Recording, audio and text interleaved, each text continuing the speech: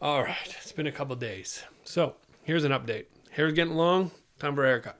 Second thing, if you are using one of the agentic programming tools like Claude or AMP or any one of these things, it's you really got to figure out how to use it correctly.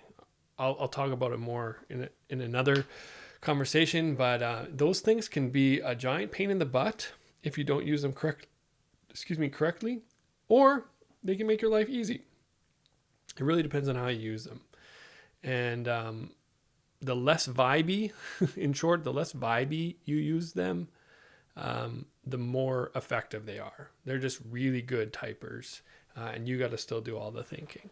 That being said, they're really great troubleshooters and other things, but when it comes to actually outputting code, you got to do it with heavy guidance by yourself. Okay, so I'm working on a Shopify app. What it does, I'm not going to talk about right now. A bit of a secret. But one of the cool things I can talk about is that we're using Phoenix LiveView for it. And Phoenix LiveView is this really awesome technology that basically allows you to have a morph DOM and render things on the server, shove up like a super tiny diff up to the client, have it change, and everything's good and great. So that's super fun. So we're using that. Now, in the context which I'm using this, which is a Shopify app, LiveView's session infrastructure doesn't really work right.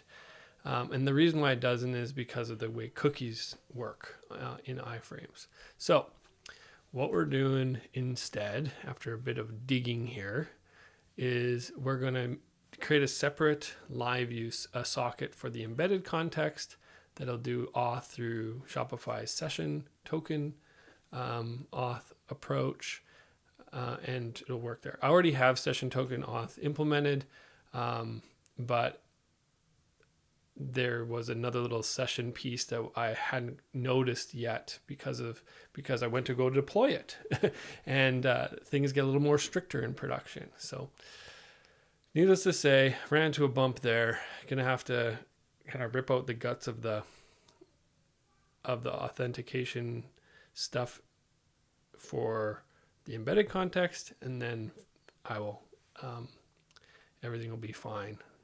We need to maintain the two parallel contexts always, because we have a backend or like an admin panel that you can go into the app that's not connected to Shopify at all, and that needs to work with Phoenix LiveView just normally. And then we need to have the embedded context work in the iframe context. So one day I'm going to package up all of these insights and write a little blog post and maybe release a few modules to help simplify it. Though I think mostly it's less about the code and more about kind of how the workflow is going. Yeah, so this is working with a client working for a client on this. Things are going well now, but definitely spent the last few days.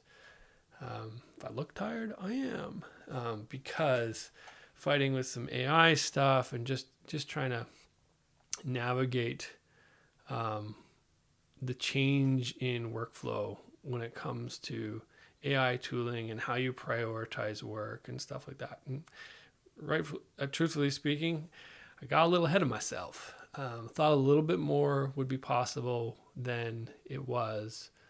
And, that happens. So, yeah, dust yourself off, get back on, start doing good software development again, and everything will be just fine in the long run. And yeah, so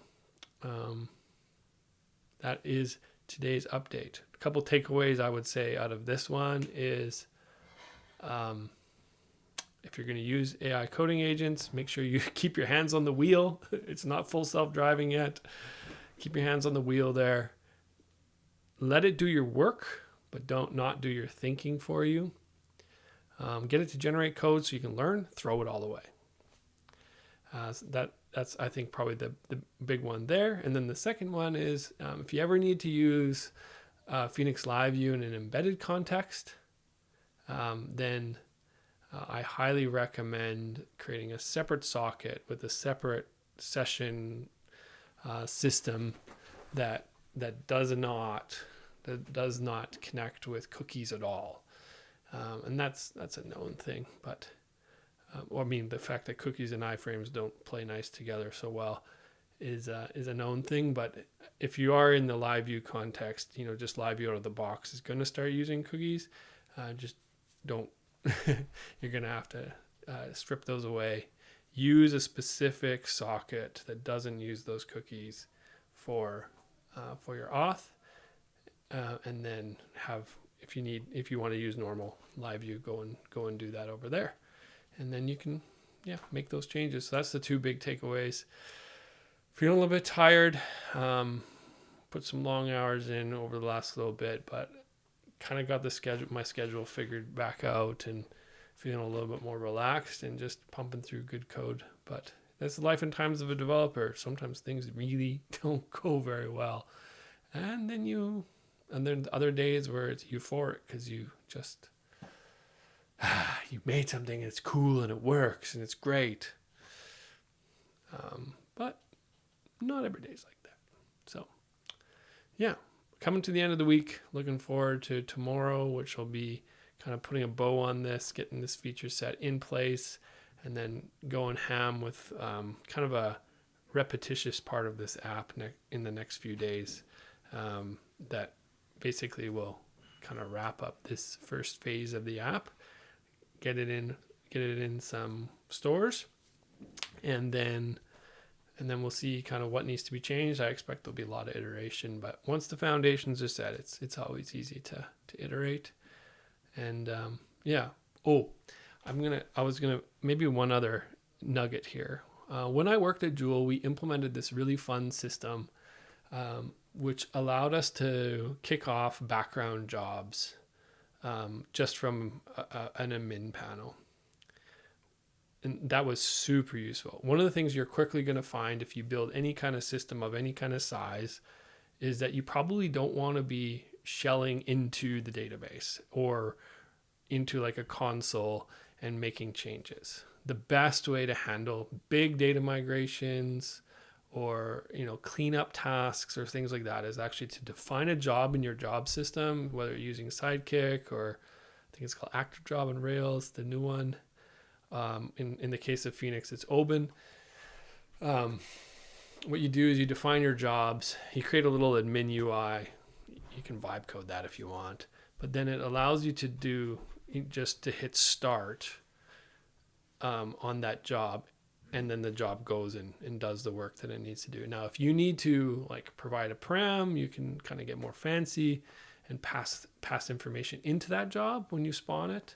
So basically it's a form that just knows which job to spawn and what params to put in it, and it does that. It can be super helpful for that. And you can monitor it through your regular monitoring system. You don't need to build it, rebuild monitoring tools for the jobs. But if you need to go and update a whole bunch of things, or throw away some old data structure because you've migrated to new one, jobs are the best way to do that. You don't really want to put them in your migration files if you can help it. It makes your migration file run forever if it's a long job and you have a lot of data. And it's kind of, migrations are a little bit of a different concern. Therefore, changing your schema, that's it. If you need to go do large scale, tweaks and things like that, you're better off changing the schema, running the job, then changing the schema again, maybe to get rid of some columns or something like that you didn't need, or drop tables or whatever it might be. Anyway, that's something I'm going to be implementing here right away in my app. I already know that I'm going to end up regenerating things, and I was saying with regard to iteration, I know that we're going to be iterating the app, and therefore I know that we're going to be throwing everything, well, not everything away, but really probably redoing some of the UI pieces and taking core pieces of data and then recomputing on them and making new other entries. Again, I'm making it a little bit vague, but I know this is coming. So it's like probably as soon as I get this main stuff shipped, that's probably the next like back end admin feature I'm going to build. But anyway, just a little nugget. If you've never thought about doing that or ever wondered how that's done in big applications, or if you are living in the cowboy land, shelling into your servers, don't do it. It's a bad time. It's way too easy to mistype something, and then you can't test you can't test your job and all that stuff. You just don't want to do it. Save yourself the pain. Anyway, that's it for me. Devlog number 2, over and out.